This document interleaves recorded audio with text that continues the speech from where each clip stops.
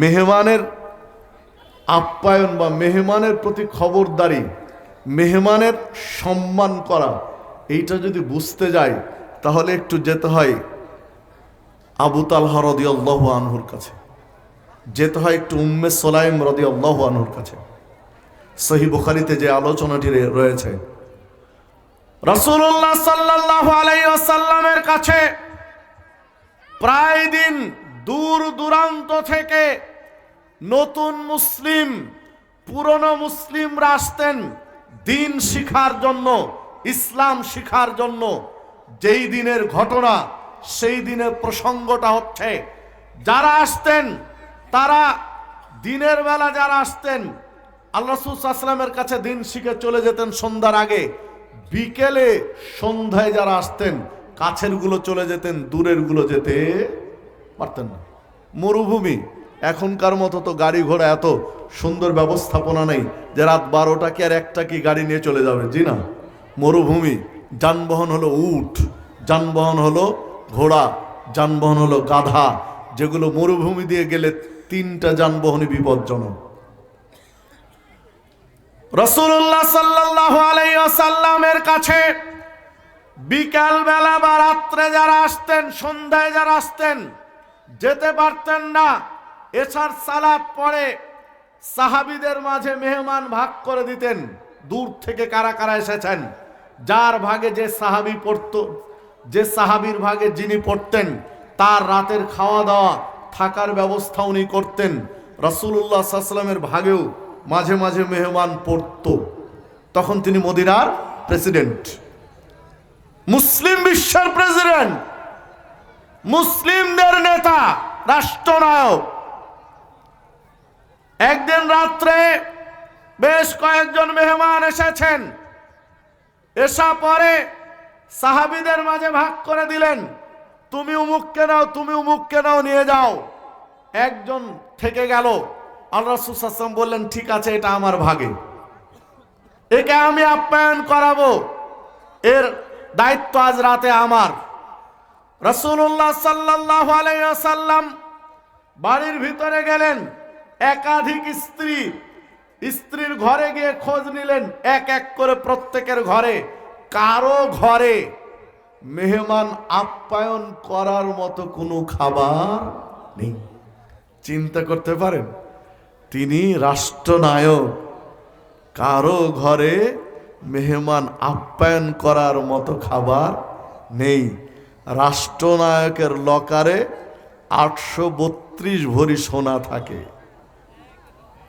বুঝতে পারলেন? চেলা চামচাদের ঘরে 400 কোটি টাকা থাকে, 350 কোটি টাকা থাকে। আর নবী মুহাম্মদ সাল্লাল্লাহু আলাইহি ওয়াসাল্লাম রাষ্ট্রনায়ক, তার ভাগের একজন মেহমানকে একটু আপ্যায়ন করাবেন রাতে, এই রকম খাবার মজুদ নেই। কি দিয়ে ইসলাম বুঝাবেন মানুষকে? রূপকথার কাহিনীর মতো মনে হবে। হাদিস সহিহ বুখারীর উল্টিয়ে ধরার কোনো সুযোগ নেই। রাসূলুল্লাহ সাল্লাল্লাহু আলাইহি ওয়াসাল্লাম আবার মসজিদে ফিরে আসলেন, ঘর থেকে মসজিদে আসলেন, ঘর আর মসজিদ পাশাপাশি। সাহাবীদের বললেন, যারা তখনও বসেছিলেন, যে মেহমান আপ্যায়ন করার মতো তো আমার ঘরে আজকে কিছু নেই, তোমরা কেউ আছো আমার ভাগের মেহমানকে আজকে রাত্রে আপ্যায়ন করে থাকার ব্যবস্থা করে দিতে পারবে? বৈঠকে বসেছিলেন আবু তালহা রাদিয়াল্লাহু আনহু। আবু তালহা রাদিয়াল্লাহু আনহু বলছেন, আল্লাহ রাসূল সাল্লাল্লাহু আলাইহি ওয়াসাল্লাম, আমি করাবো, আমাকে দেন। কেন নিলেন দায়িত্ব? আল্লাহ রাসূল সাল্লাল্লাহু আলাইহি ওয়াসাল্লামের ভাগের মেহমানকে আপ্যায়ন করিয়ে যদি আল্লাহ রাসূল সাল্লাল্লাহু আলাইহি ওয়াসাল্লাম একবার আল্লাহর কাছে বলেন যে, মাবুদ, আবু তালহা আমার ইজ্জত রক্ষা করেছে মেহমান আপ্যায়ন করে, মেহমানের সম্মান করে, আল্লাহ বিচারের মাঠে তুমি আবু তালহার ইজ্জত রক্ষা করিও, তাহলে আর কিছু লাগবে জান্নাতে যেতে? আর কিছু লাগে না। চাওয়া তো এতটুকুই, ইচ্ছা তো এতটুকুই।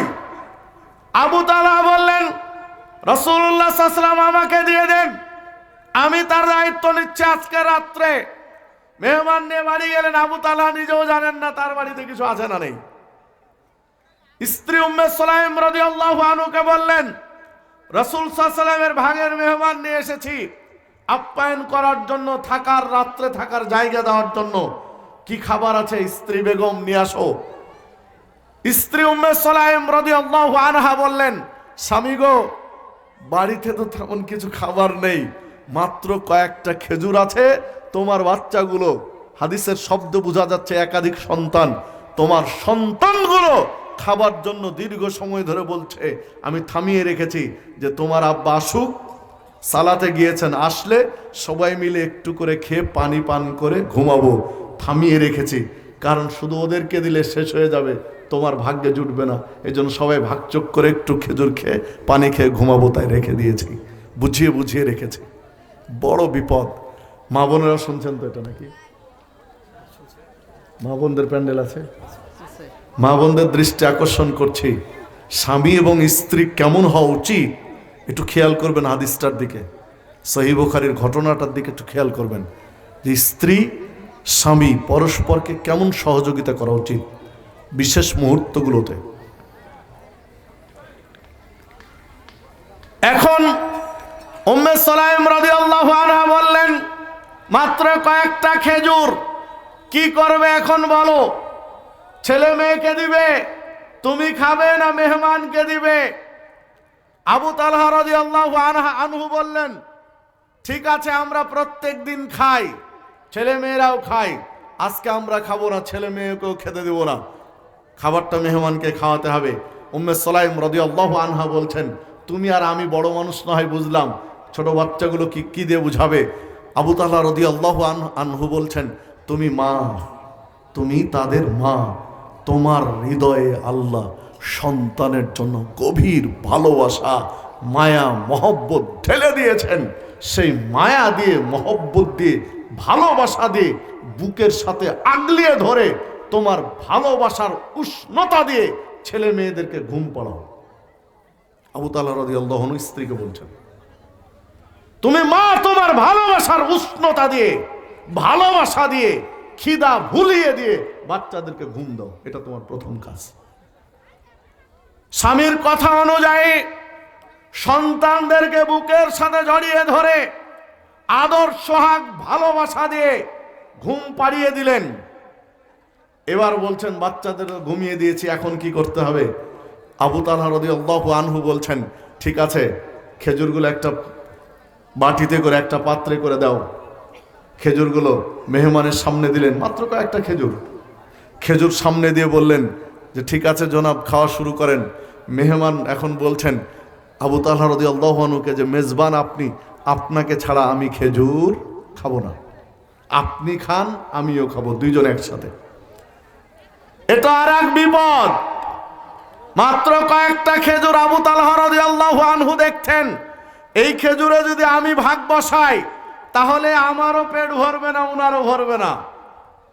রাসূল সাল্লাল্লাহু আলাইহি ওয়াসাল্লামের ভাগের মেহমান ক্ষুধা নিয়ে ঘুমাবে, এইটা হতে পারে না। আমরা ক্ষুধা নিয়ে ঘুমাবো, তাকে ক্ষুধা নিয়ে ঘুমাতে দিব না। কি করে খাওয়াবেন? স্ত্রীকে গিয়ে বললেন যে স্ত্রী বেগম, দেখো আর এক বিপদ, আমাকে ছাড়া উনি খাবেন না, খেজুর তো অল্প, দুইজনের তো হবে না, তাহলে কি করা যায়? আবু তালহা রাদিয়াল্লাহু আনহু বলছেন স্ত্রীকে যে আমরা দুইজন খেতে শুরু করব, তখন তুমি বাতি ঠিক করবে। বাতি, বাতি বুঝেন তো নাকি? বাতি বুঝেন তো? ওই যে চেরাগ বাতি আগের যুগে, এখনকার ছেলেমেয়েরা তো নতুনেরা বুঝবে না। 30 বছর আগে যান, জালসা হলে কি জ্বলতো? হ্যাচাক জ্বলতো।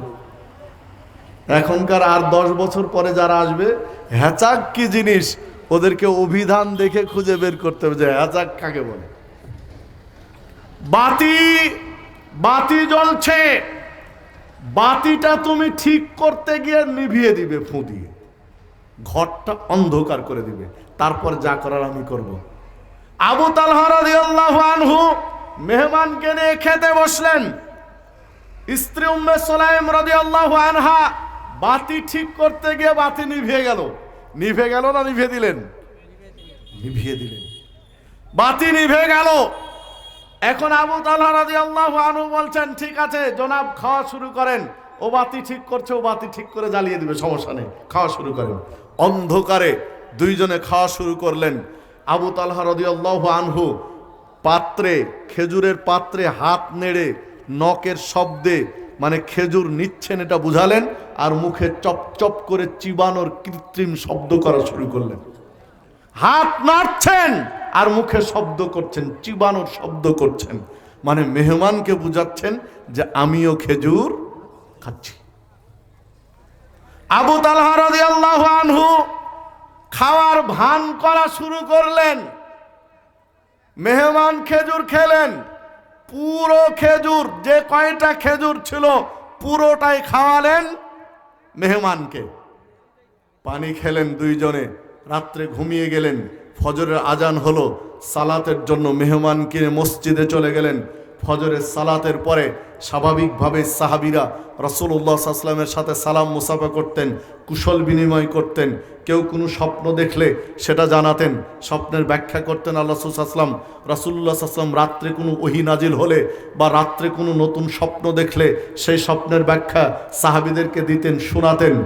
এইটা ছিল সাহাবীদের সাথে প্রতিনিয়ত প্রত্যেক দিনের রুটিন অনুযায়ী, প্রত্যেক দিনের কার্যক্রম অনুযায়ী আবু তালহা রাদিয়াল্লাহু আনহু ফজরের সালাত পড়ে আল্লাহ রাসূল সাল্লাল্লাহু আলাইহি ওয়াসাল্লামকে সালাম দিতে গেলেন।